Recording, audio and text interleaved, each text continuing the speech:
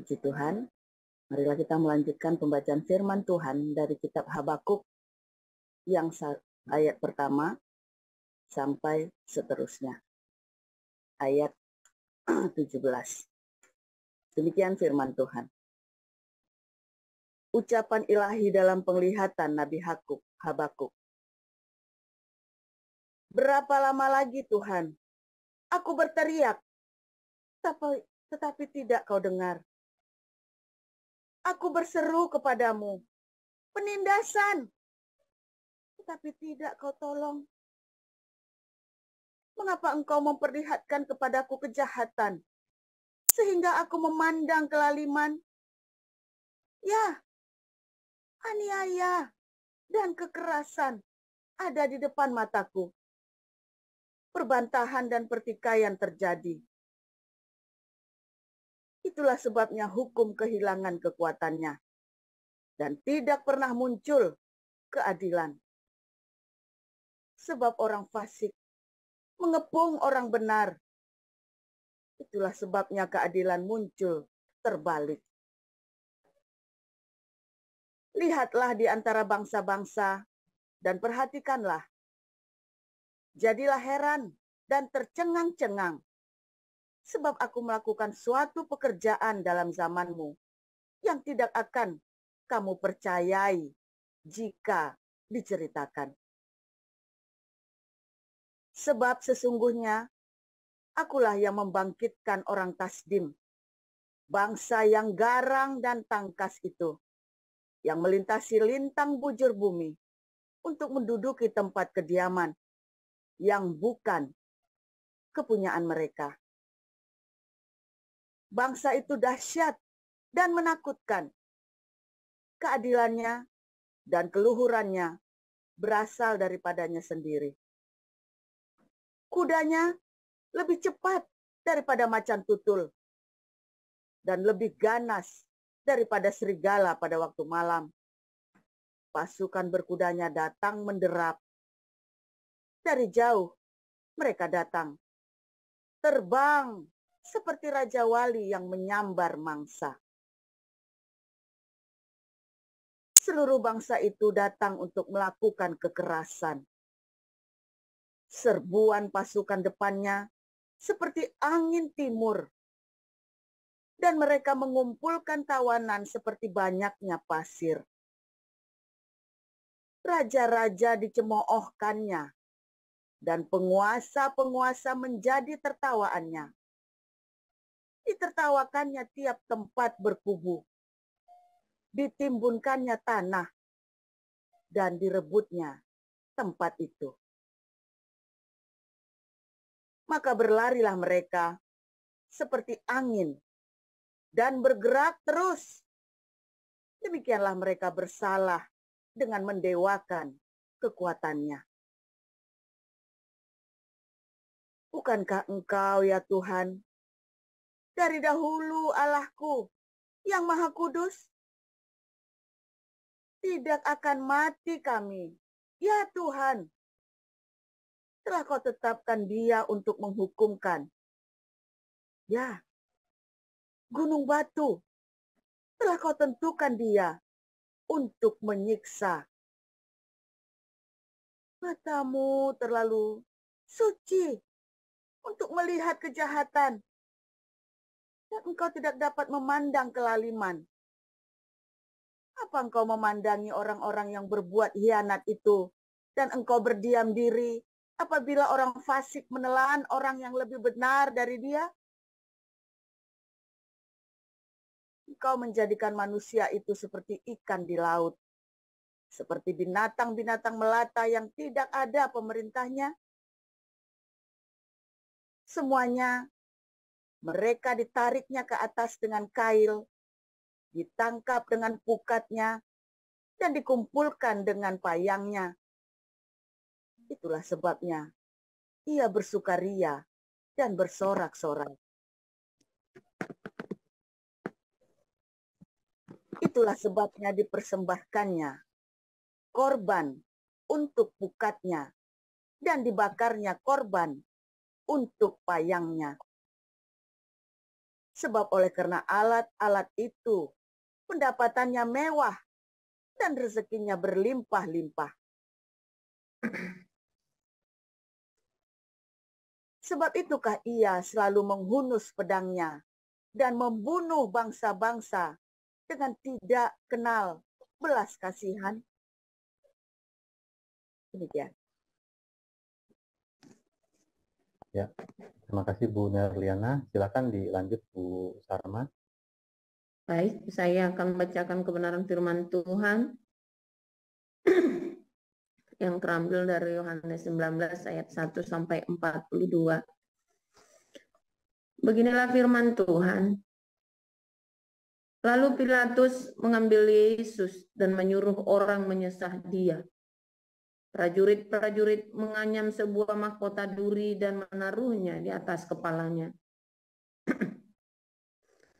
Mereka memakaikan dia jubah ungu dan sambil maju ke depan mereka berkata, "Salam, hai Raja orang Yahudi." Lalu mereka menampar mukanya.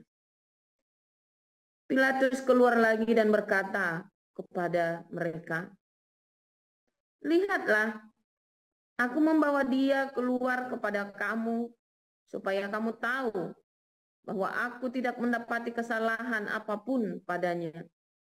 Lalu Yesus keluar bermahkota duri dan berjubah ungu. Maka kata Pilatus kepada mereka, "Lihatlah manusia itu." Ketika imam-imam kepala dan penjaga-penjaga itu melihat dia, berteriaklah mereka, "Salibkan dia, salibkan dia." Kata Pilatus kepada mereka, "Ambil dia dan salibkan dia, sebab aku tidak mendapati kesalahan apapun padanya." Jawab orang-orang Yahudi itu kepadanya, "Kami mempunyai hukum dan menurut hukum itu ia harus mati, sebab ia menganggap dirinya sebagai anak Allah." Ketika Pilatus mendengar perkataan itu, bertambah takutlah ia. Lalu ia masuk pula ke dalam gedung pengadilan dan berkata kepada Yesus, "Dari manakah asalmu?" Tapi Yesus tidak memberi jawab kepadanya. Maka kata Pilatus kepadanya, "Tidakkah engkau mau bicara dengan aku? Tidakkah engkau tahu bahwa aku berkuasa untuk membebaskan engkau dan berkuasa juga untuk menyalibkan engkau?" Yesus menjawab, "Engkau tidak mempunyai kuasa apapun terhadap aku, jikalau kuasa itu tidak diberikan kepadamu dari atas. Sebab itu, dia yang menyerahkan aku kepadamu lebih besar dosanya." Sejak itu Pilatus berusaha untuk membebaskan dia, tetapi orang-orang Yahudi berteriak, "Jikalau engkau membebaskan dia, engkau bukanlah sahabat Kaisar. Setiap orang yang menganggap dirinya sebagai raja, ia melawan Kaisar." Ketika Pilatus mendengar perkataan itu, ia menyuruh membawa Yesus keluar dan ia duduk di kursi pengadilan di tempat yang bernama Litos Terotos, dalam bahasa Ibrani Gabata. Hari itu ialah hari persiapan Paskah, kira-kira jam 12, kata Pilatus kepada orang-orang Yahudi itu, "Inilah rajamu." Maka berteriaklah mereka, "Enyahkan dia, enyahkan dia, salibkan dia." Kata Pilatus kepada mereka, "Haruskah aku menyalibkan rajamu?"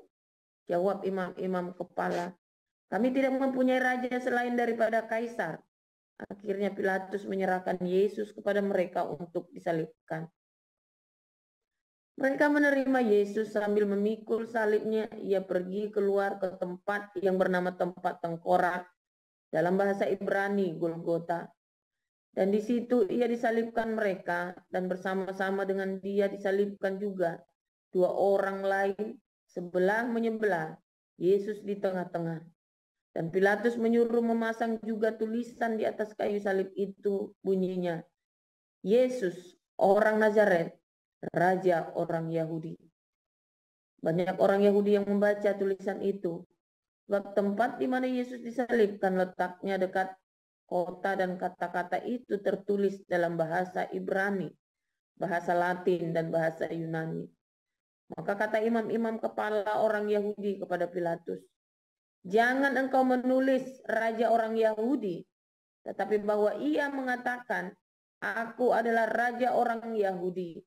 Jawab Pilatus, "Apa yang kutulis tetap tertulis." Sesudah prajurit-prajurit itu menyalibkan Yesus, mereka mengambil pakaiannya lalu membaginya menjadi 4 bagian. Untuk tiap-tiap prajurit 1 bagian, dan jubahnya juga mereka ambil. Jubah itu tidak berjahit, dari atas ke bawah hanya 1 tenunan saja. Karena itu mereka berkata seorang kepada yang lain, "Janganlah kita membaginya menjadi beberapa potong, tetapi baiklah kita membuang undi untuk menentukan siapa yang mendapatnya. Demikianlah hendaknya supaya genaplah yang ada tertulis dalam kitab suci. Mereka membagi-bagikan pakaianku di antara mereka, dan mereka membuang undi atas jubahku." Hal itu telah dilakukan prajurit-prajurit itu. Dan dekat salib Yesus berdiri ibunya dan saudara ibunya Maria, istri Klopas, dan Maria Magdalena. Ketika Yesus melihat ibunya dan murid yang dikasihinya di sampingnya, berkatalah ia kepada ibunya, "Ibu, inilah anakmu."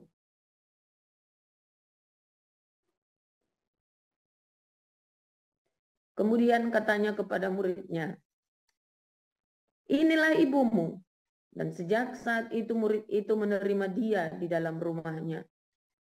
Sesudah itu karena Yesus tahu bahwa segala sesuatu telah selesai, berkatalah ia, supaya genaplah yang ada tertulis di dalam kitab suci, "Aku haus."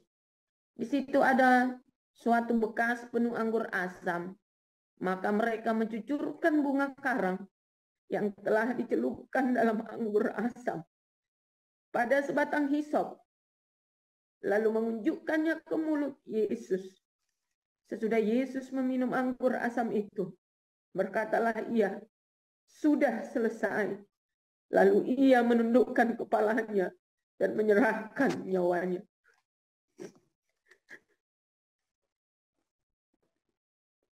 Karena hari itu hari persiapan dan supaya pada hari Sabat mayat-mayat itu tidak tinggal tergantung pada kayu salib. Sebab Sabat itu adalah hari besar. Maka datanglah orang-orang Yahudi kepada Pilatus dan meminta kepadanya supaya kaki orang-orang itu dipatahkan dan mayat-mayatnya diturunkan. Maka datanglah prajurit-prajurit lalu mematahkan kaki orang yang pertama dan kaki orang yang lain yang disalibkan bersama-sama dengan Yesus.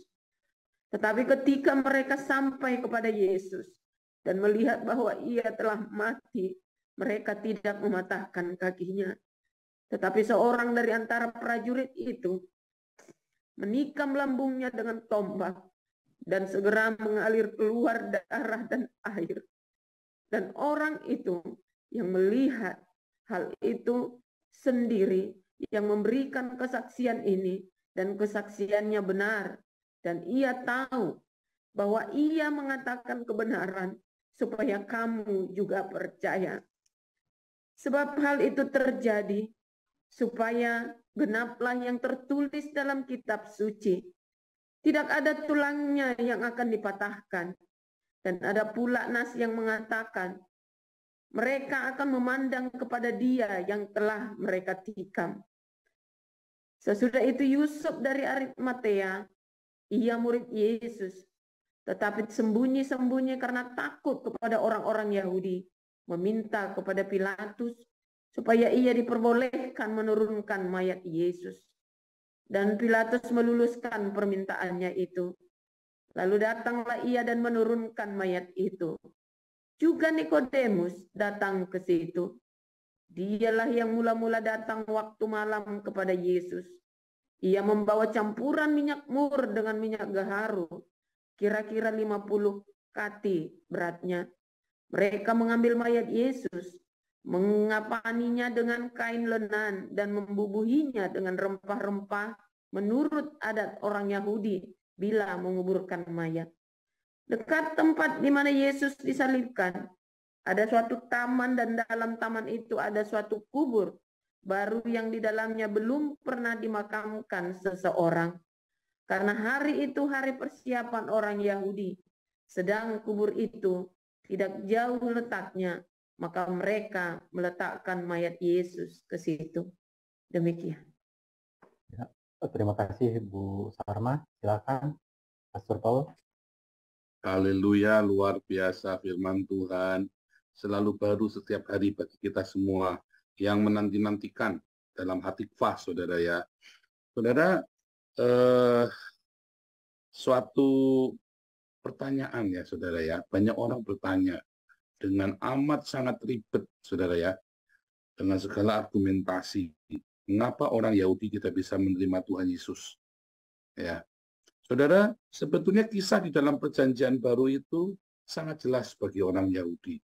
Perjanjian Baru itu bahkan sering dikutip oleh orang-orang Yahudi sendiri, oleh para rabi sendiri ketika khotbah, saudara ya. Kalau Anda baca Khabat ya, .org, waktu rabi-rabi menjelaskan sesuatu, dia akan membandingkan dengan Perjanjian Baru, saudara. Unik ya. Anda banyak nonton khotbah-khotbahnya rabi Yahudi ya, dia akan mengutip dari Perjanjian Baru lalu membandingkannya. Salah satu kutipan yang terkenal itu kutipannya Rabai Akiva, saudara ya. Rabai Akiva itu di dalam Talmud Yerusalem Nedarim dia berkata, saudara, bahwa yang terpenting dalam hukum Taurat adalah kasihilah sesama manusia, saudara. Ya, kasihilah sesama, kasihilah, love your neighbor.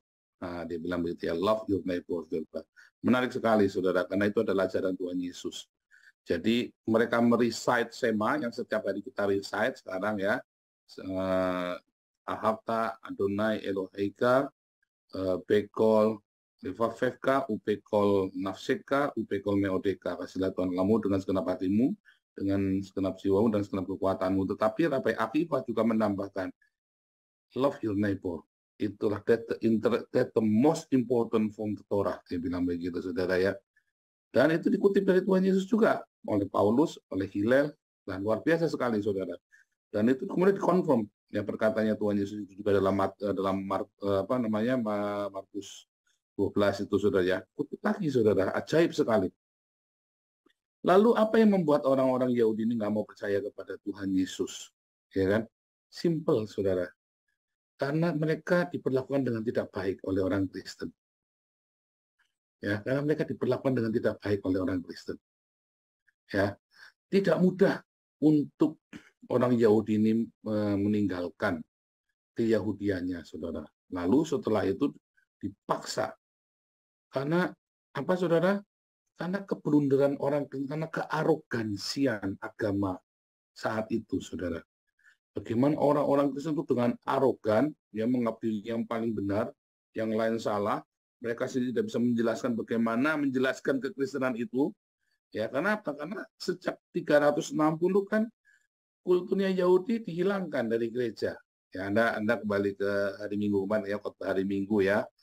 Nah, bahwa jejak-jejak Yudaisme dihilangkan dari Alkitab kita, saudara ya.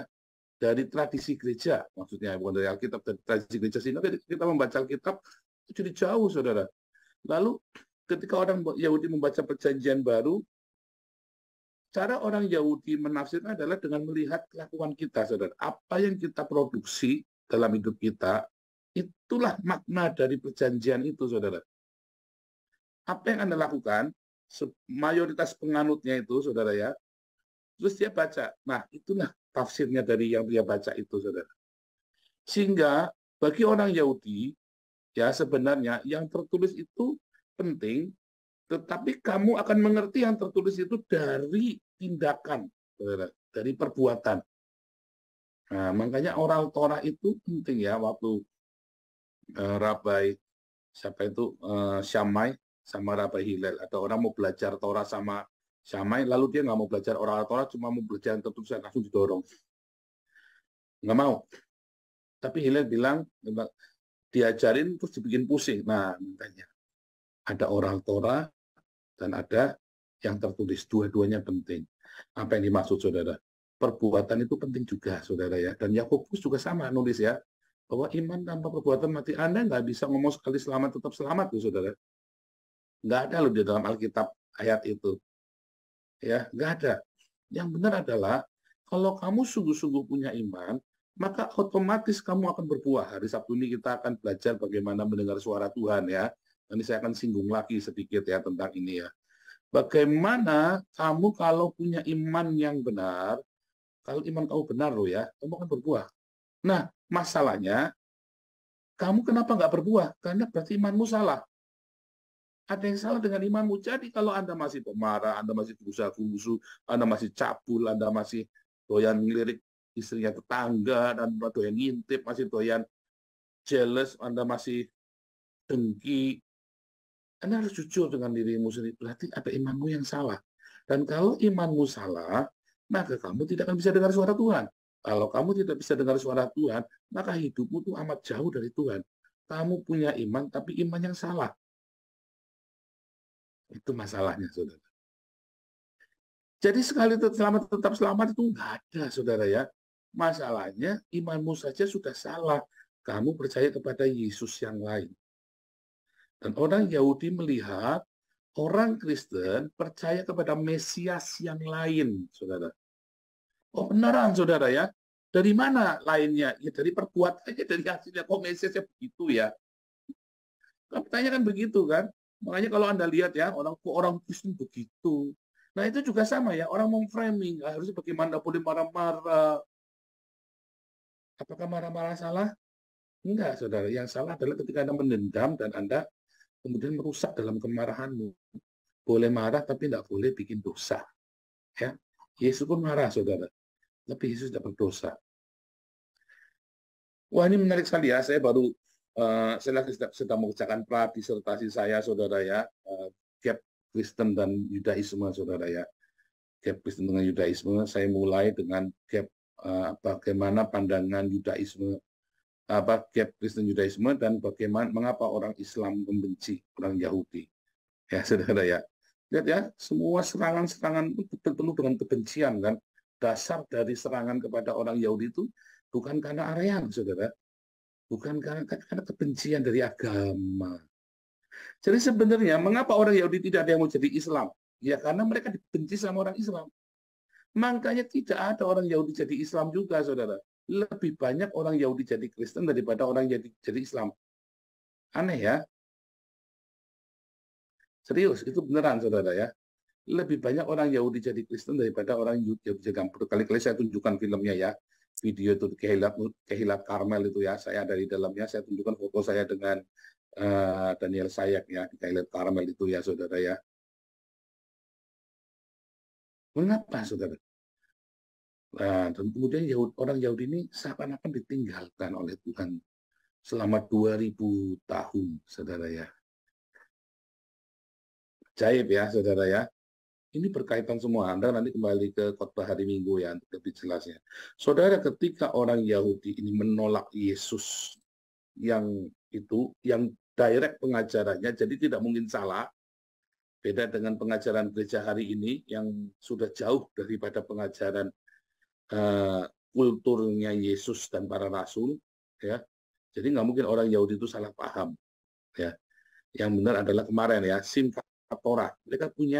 Mereka membaca yang sama, tetapi kemudian ya di dalam pikiran mereka berbeda karena apa? Karena ada yang nggak beres di hatinya, saudara. Nggak ada aletheia. Tetapi hari ini, di masa itu, ya orang-orang Yahudi kemudian menolak Yesus, menolak Mesias yang itu ya, saudara ya, yang mereka dengar langsung pengajarannya, mereka lihat langsung. Dan ketika mereka menolak, ya, karena kan banyak sekali kepentingan dan banyak sekali penyesatan dilakukan oleh para imam yang menghalang-halangi orang ini untuk punya iman yang benar, sama seperti Anda dihalang-halangi pendeta Anda untuk mendengar khotbahnya saya. Kan sama kan? Jangan dengar khotbah, jangan dengar channel JPZ. Kan begitu kan, pesan sponsor dari gereja kan? Nah, itu sama, saudara ya, karena mereka takut Anda nggak bayar perpuluhan lagi, saudara, ke gereja. Itu yang terjadi, saudara. Lalu orang-orang Yahudi ini memperlakukan hal yang tidak baik kepada orang Kristen. Selama 300 tahun dibalas, saudara. Akhirnya orang Kristen memperlakukan hal yang tidak baik. Akhirnya apa yang terjadi? Maka orang-orang Yahudi ini, dia melihat bagaimana cara orang Kristen memperlakukan mereka. Mereka belajar Yesus bukan dari Yesus, saudara. Para orang Yahudi di zaman Yesus, ribuan menjadi percaya kepada Yesus karena dia melihat apa yang Yesus ajarkan dan apa yang Yesus lakukan.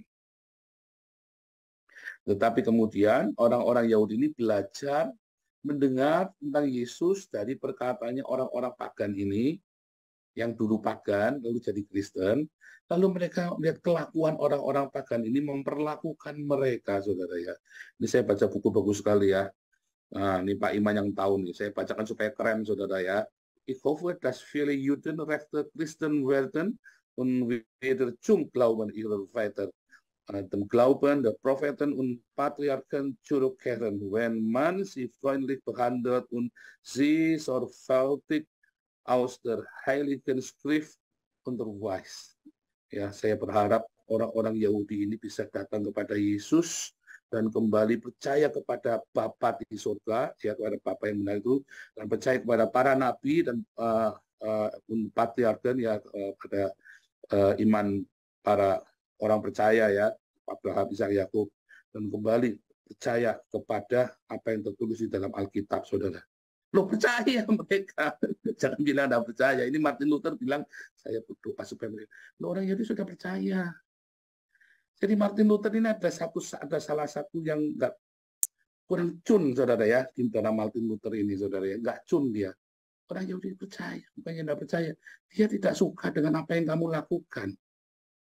Dan gara-gara kelakuan orang-orang Kristen ini, orang-orang Yahudi nggak bisa percaya bahwa itu adalah Yesus, Mesias yang mereka nantikan, ya. Tadi Martin Luther bilang ya, bagus sekali ini. When the apostle die ebenfalls Juden waren uns Heiden so behandelt hätten, we will Heiden die Juden were kein Heide Christ geworden. Jadi kalau saja para rasul yang adalah orang Yahudi itu memperlakukan orang-orang pagan dengan kebencian, seperti kita, akhirnya Martin Luther mengakui, ya saudara ya, bahwa orang Kristen itu memperlakukan orang Yahudi dengan kebencian. Ya, sama seperti orang-orang Islam itu memperlakukan Yahudi dengan kebencian, saudara. Tadi malam ada pertanyaan yang bagus, mengapa orang Yahudi itu dibenci oleh dunia? Karena ada dua hal. Satu, ya, Roma, ya, kekaisaran Roma mengatasnamakan Kristen, ya, membuat ada antisemitik tahun 360 itu, saudara ya. Kedua, orang Islam oleh Muhammad mengeluarkan statement ayat antisemitik atas nama agama Islam, saudara. Kalau tadi Kaisar Roma tahun 360, bukan Yesus loh ya, bukan para rasul, tapi Kaisar Roma. Dan orang Kristen ditipu oleh Roma, ya.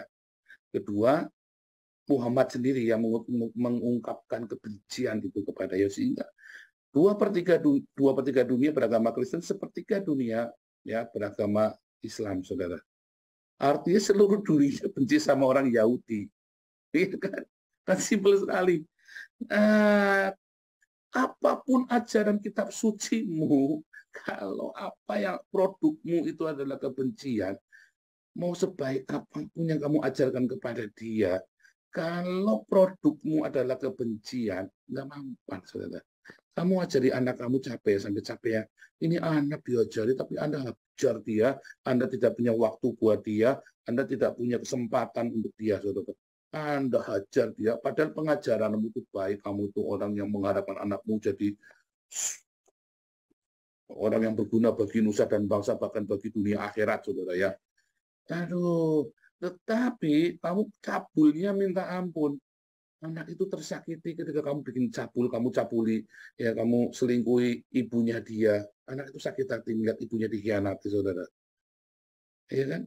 Anak itu sakit hati ketika bapaknya dikhianati oleh ibunya. Anak itu sakit hati ketika ibunya dipukuli oleh bapaknya. Apalagi anak itu dipukuli, lalu diusir, ditendang, diikat, segala macam. Demi kebaikan dia. Oh, si bapaknya bilang, apapun yang kamu ajarkan, kan, oh, ini karena cinta, bukan. Karena kamu kalap. Karena kamu kalap. Kamu ajarkan kebaikan itu sekalipun, Tetapi caramu kalap, kamu penuh dengan kemarahan. Nggak mempan, saudara. Itulah sebabnya anak-anak itu memberontak. Karena kamu kalap.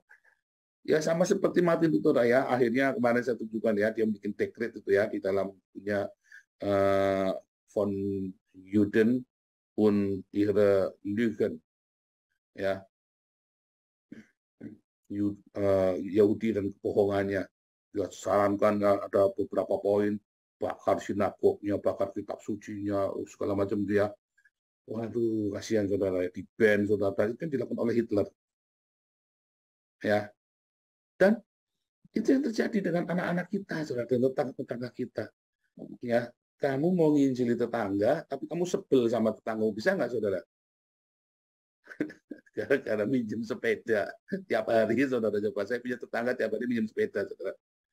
Ada tetangga bule, tiap hari minjem sepeda, karena jam 11 malam ngebel, saudara. Kita lagi ngantuk-ngantuk begitu kan, mau doa pagi dibel sama dia. Kadang-kadang nanti, ya, semoga anaknya dia, jam 1 pagi dia bisa ngebel, saudara.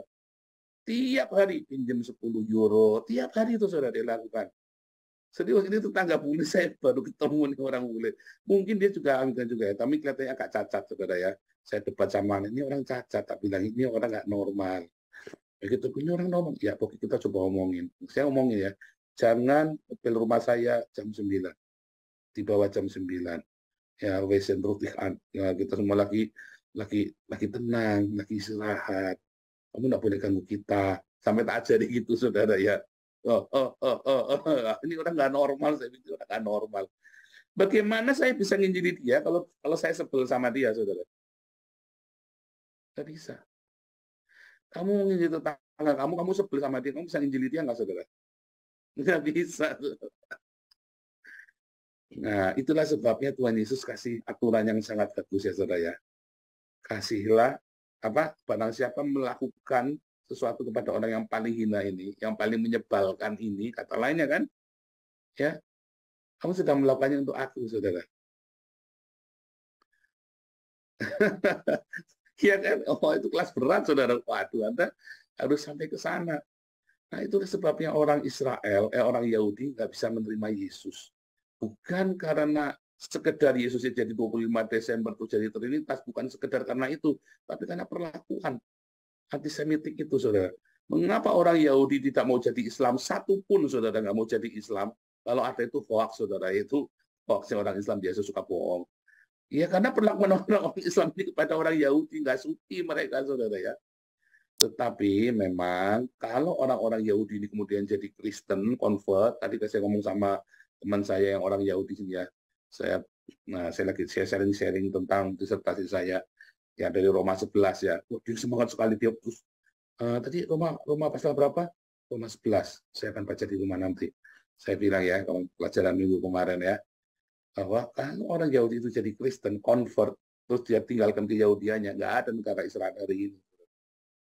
Ya, seakan-akan Tuhan tinggalkan orang Yahudi itu 2000 tahun. Enggak, saudara. Dengan kasih karunia orang Tuhan jaga orang Yahudi, ya bahkan sertifikatnya kita pegang tiap hari kita baca tanpa sadar, ya selama 2000 tahun orang Yahudi ini pulang, kemudian dia tagih kembali tanahnya. Orang Kristen nggak bisa nolak karena sertifikatnya di tangan mereka. Mereka berbahasa Ibrani, berbahasa yang di dalam Alkitab itu, mereka punya kultur yang sama persis ya, dengan apa yang ditulis di Alkitab. Mereka punya keyakinan iman yang sama persis dalam Alkitab. Itu surat tangan, itu surat yang sah. Ya. 2/3 dunia membaca Alkitab itu, saudara. Tetapi yang paling penting, saudara ya, kita memberitakan Injil dengan cinta. Kalau kamu masih sebel, nggak bisa. Kalaupun sebel, lakukan seperti yang Yesus bilang dalam Matius 25. Lakukan kepada orang yang paling hina ini. Beri makan, minum, pakaian. Ya. Saudara, siapa yang paling sebel dalam hidupmu, saudara? Jangan dihindari. Kalau dia datang padamu, itu saatnya kamu beritakan Injil, kabar sukacita. Sekalipun dia menyebalkan, pengen napok, saudara. Tapi kalau kamu tapok, ya nggak jadi. Sekalipun kamu cerita Yesus sakpor itu sampai kamu udah sampai mencet-mencet, sampai muntah darah. Nggak bisa. pengajaran kamu bilang, ini pengajaran baik sekali, tapi kamu ini nggak bisa, saudara. Karena kamu benci dia, itulah sebabnya kita tiap malam kasih makan orang. Tiap malam kita kasih makan orang-orang ini, saudara ya. Supaya mereka tahu kita tidak benci. Kita marah. Kita tidak suka gereja kita ditutup. Kita tersinggung ketika lagi ibadah diberhentikan. Kita tidak suka. Ya, tapi kita tunjukkan, kita tetap mengasihi mereka. Kita kasih makan tiap malam. Ya, kemarin di Gaza, wah, baru kasih makan tiap 1.000 orang udah bangga lah. Kita tiap hari sudah jalan 3 tahun kasih makan 1.000 sampai 2.000 orang, saudara ya. Wah, itu rumah sakit Gaza baru kasih makan 1.000 saja rasanya bangga, udah pamer-pamer foto sana foto sini, saudara ya. Kita loh tiap malam 1.000 sampai pernah 3.000 ya kita ya, pernah nyentuh 3.000. Kita tenang kemarin, bulan kemarin 5.000 malah, saudara. Kita tenang. Mengasihi, saudara ya. Kita harus nyatakan cinta kita. Wujudkan cinta itu, saudara ya. Wujudkan cinta itu pada anak-anakmu. Kamu ngajarkan yang baik, anakmu akan nolak kalau kamu lakukan dengan cara yang nggak baik. Sekalipun pengajaranmu, didikanmu itu baik. Orang tua, ya, bapak, ibu, papa, mama, ayo, jangan kalap. Ajari yang baik kepada anakmu dengan cinta, dengan kelemah lembutan. Ada tetanggamu yang menyebalkan, jangan dibalang pakai celurit, saudara ya. Pak Mulia paling hobi, tetangganya datang mau minjem sepeda, dibalang pakai celurit sama Pak Mulia. Enggak Pak, minjem sepeda, nunggu saya jemput baru sepedanya balik. Sabar, saudara ya. Tegas, sabar, tapi tidak usah marah. Saat itulah nanti dia akan melihat, ya. Saya lagi doa terus buat tetangga ini ya, saudara. Namanya William, saudara ya. William ini saya tanya, orangnya kacamatanya tebal kayak pantatnya botol, ya. Kalau jalannya bungkuk, kalau ngomong nggak sopan banget, saudara ya. Cara ngomong nggak sopan banget. Dia pernah pinjam sepeda, saya disuruh pompa sepedanya. Kebetulan sepedanya gembos karena udah lama kali pakai. Terus, ini pompa aja. Saya kasihkan pompanya, dia ngeliatin saya begitu. Dia suruh saya mompa, saudara. Dalam arti kurang ajar juga ini orang pinjam sepeda banyak gembos suruh saya mompa. Untung ketemunya si Paul yang hari ini. Kalau Paul yang lama tak untung pakai pompa dasar, saudara. Tapi itu yang terjadi kan dalam kehidupan kita sehari-hari kan. Nyatakan cinta itu, saudara ya. Nyatakan Injil, kebaikan itu. Ya, hendaklah kebaikanmu diketahui oleh semua orang. Ya, jangan menjadi penghalang bagi kabar keselamatan itu. Ya, itulah sebabnya Yesus kasih standar. Kamu mengasihi aku, kasihilah William gitu.